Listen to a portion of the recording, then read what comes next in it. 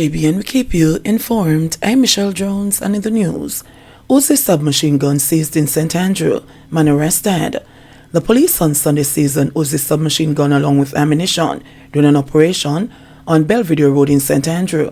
A man was arrested in connection with the recovery. Reports from the Duane Park police are that at about 2 p.m., lawmen in the area, when they saw a man sitting on the roadway whose action arose their suspicion.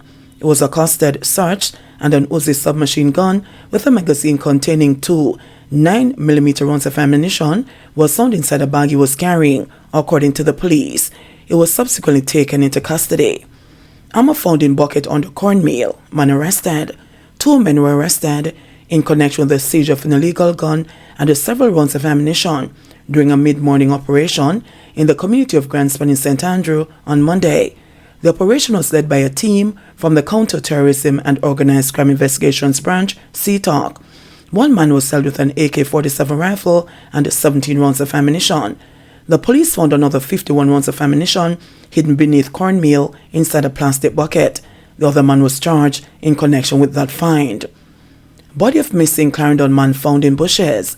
The decomposing body of a Clarendon man who reportedly went missing last week was this morning found in bushes in Sanguinetti. He is 25-year-old Devonte Price, otherwise called Ansman, of a Logic Green address. Price went missing last Thursday.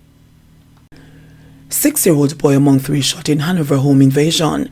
A 6-year-old boy was among 3 people who were shot and injured by gunmen during an attack on their home in Hopewell District in Sandy Bay, Hanover, on Sunday. The child was shot along with a 71-year-old man and a woman. They have all been admitted to hospital, the police have reported. It was reported that around 5:20 p.m., the 3 were among other family members at the house when gunmen approached and opened fire. The gunmen then fled. After the shooting, it was realized that the 3 were suffering from what appeared to be gunshot wounds. They were assisted to the hospital where they were treated and admitted in serious but stable conditions. Police, upon processing the shooting scene, discovered 8 spent casings. No motive has been established for the attack, the police said. Hugh Graham resigned from opposition shadow cabinet. Member of Parliament for St. Catherine North Western Hugh Graham today resigned from the opposition shadow cabinet. The People's National Party, PNP MP, stepped down as the spokesperson on commerce, science and technology with immediate effect. He has also walked away from his role in the Lower Vale division. As I promised my mother, if it should ever happen, that I don't think my purpose is to serve the people who have elected me, I would step away with the hope that they would be better served, said Graham in his resignation letter dated April 3 to PNP President Mark Golding. As to my people in the Lower Vale division, I'm prepared to serve in whatever way, capacity or opportunity that may arise, as I believe I should serve the people only to make their lives better, he continued. Jamaican to stand trial in Cayman on drug and money laundering charges. A Jamaican is to stand trial in the Cayman Islands in August on drug and money laundering charges.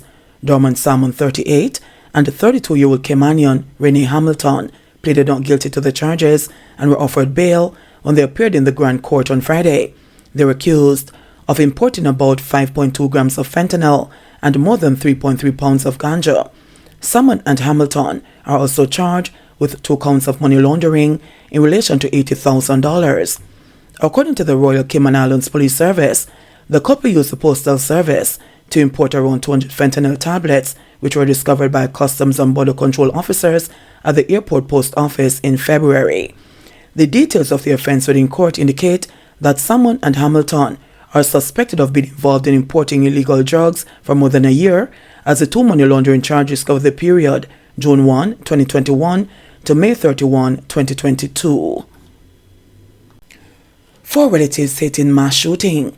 A Clarendon family is walling in grief after 4 relatives were among 6 men shot, 2 fatally, in Saturday night's mass shooting in Mocho. The 6 men were said to be construction workers, were shot as gunmen rained bullets on a crowd of gamblers at a community shop in Darlow District. 24-year-old Jason Lewin and the 37-year-old Irvin Wright, also known as Joe, both of Darlow District, died on the spot, while the other victims were admitted in serious condition, according to the police. On Sunday, relatives said that they had been facing emotional turmoil, with 2 family members dead and another 2 injured. Their grief is further compounded by the fact that another relative, fruit vendor Keith McIntosh, also known as Brady, was also shot dead in Maypen last month. McIntosh is yet to be buried. It is reported that about 10 p.m. on Saturday, the 6 men were among a group of people gambling at a shop when armed men pulled up in a white Toyota Probox motor car. The men alighted from the vehicle and opened gunfire at the crowd before boarding the vehicle and making good their escape. The police were summoned and the injured men were taken to hospital, where Lewin and Wright were confirmed dead. The other 4 victims were admitted. On Sunday, the bloodstained roadway bore testament to the grim tragedy that unfolded hours earlier.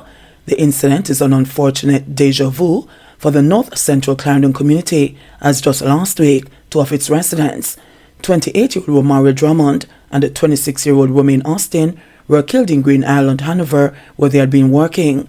The police are yet to determine whether both incidents are related. Residents say they are on tenterhooks and remain mystified of the deadly attacks. Speaking on condition of anonymity, some residents described the slain and injured men who were shot on Saturday as hard-working citizens. A construction man them, hard-working man them. So you know, I know nobody will go see upon no wanted list or walk and do no crime, said one resident. The residents bemoaned that the latest incident has disrupted the calm in their usually quiet community. The district is a good district, nice district, we're loving and caring. We take care of people and make people happy. Anybody come, we make them comfortable, one resident said, expressing disbelief over Saturday night's deadly assault. Similar sentiments were shared by Romaine Morris, counsel for the Mocho division, who described the shooting as a gruesome act in a relatively peaceful community. The persons in Dollar are very supportive. Them love each other. And to hear that last night, 6 people got shot, 2 fatally, and the persons are in the hospital in critical condition. It's really bad, Morris said on Sunday. You have to say, wow, this is not Darlow. Something is happening. The council is urging anyone with information that could assist the investigation to contact the police. If you have any information and you don't want to reach out to the police, reach out to me, a pastor or a JP, and give over the information, because we need to get back Darlow to the place where it used to be, because this is not like Mocho, he added. Between January 1 and March 31 this year, 26 people have been murdered in Clarendon. This is a 62.5% increase when compared to 10 murders recorded over the corresponding period in 2022. $45 million spilled stands after bullet leaves woman blind. Jamaica's second highest court has left in place. A near $50 million spill to West Kingston woman was blinded in both eyes by a bullet believed to have been fired by members of the security forces. However, a $2 million award for the woman's future care was set aside by the Court of Appeal in a ruling handed down last Friday. The decision comes nearly 23 years after the shooting incident that left LaToya Brown blind, and almost 8 years after a Supreme Court judge ordered the government to pay her $45 million plus interest for her injuries. The award was challenged by lawyers of the state who argued that there were dozen instances where Justice Evan Brown erred in making the multi-million-dollar award on May 12, 2015. Brown, who was 19 years old at the time, immediately lost sight in both eyes after taking a bullet to the head near the intersection of North and Regent Streets in downtown Kingston on July 9, 2001. She had left her home with a female friend but decided to turn back after they encountered a group of soldiers, she said in court papers. The shooting occurred during a lull in nearly 3 days of fierce gunfight between armed thugs and members of the security forces in the community. 25 civilians and 2 members of the security forces were killed at the end of the operations. A commission of inquiry subsequently exonerated the police and soldiers who participated in the operations. Brown initially told police investigators she did not see who shot her, but insisted in court that it was a member of the security forces. Justice Brown, in his decision, said that he accepted that the bullet, which struck the woman, was fired by a member of the security forces, but rejected her claim that it was intentional. Was it a member of the security forces who shot and injured the complainant? The unequivocal answer to that question is yes. The unchallenged evidence was that at the material time, only the members of the security forces fired their weapons, Justice Brown concluded. The woman recounted that after the shooting, she was taken to the Denhamton police station on a handcart with a handkerchief tied around the wound and blood oozing down her face. But she said cops there told her there was no vehicle to transport her to the Kingston Public Hospital, KPH. She was taken to the KPH on a handcart and rushed to the emergency room. Doctors found bilateral ruptured globes, right upper and lower lid lacerations, as well as lacerations and soft tissue losses to both temporal regions, Brown said in court papers, making reference to the areas where the bullet entered and exited. However, lawyers for the government argued before the Court of Appeal that there was no evidence to support Justice Brown's finding that Brown was shot by a member of the security forces. They pointed also to inconsistencies in the statement Brown gave to police investigators and the court. A month after the shooting, the woman told the police that she did not see who shot her, but insisted 13 years later in an affidavit filed in support of her lawsuit that she saw the police firing at her. The government's lawyers argued, too, that there was no evidence on which Justice Brown could reasonably have found that the members of the security forces breached the duty of care owed to the woman. But in dismissing those assertions, the Court of Appeal said Justice Brown's findings were entirely in keeping with the evidence. On the evidence, it is difficult to see how the learned judge could have reasonably come to any other conclusion than that the respondent, LaToya Brown, had been shot by a member of the security forces, the judgment said. The Court of Appeal judges noted the serious inconsistency in the accounts given by the woman about who shot her, but said that ultimately did not affect the findings of the trial judge. They also pointed out that it was never suggested to LaToya Brown or her female friend, Dalith Smith, that members of the security forces did not fire shots in their direction, that the bullet she took to the head was not from the gun of a member of the security forces, or that she was shot by someone other than a member of the security forces. The witness of the security forces gave no evidence in relation to the incident. The unchallenged evidence before the court was that the respondent and Ms. Smith saw members of the JCF and the JDF at the corner of Bond and North Streets armed with guns.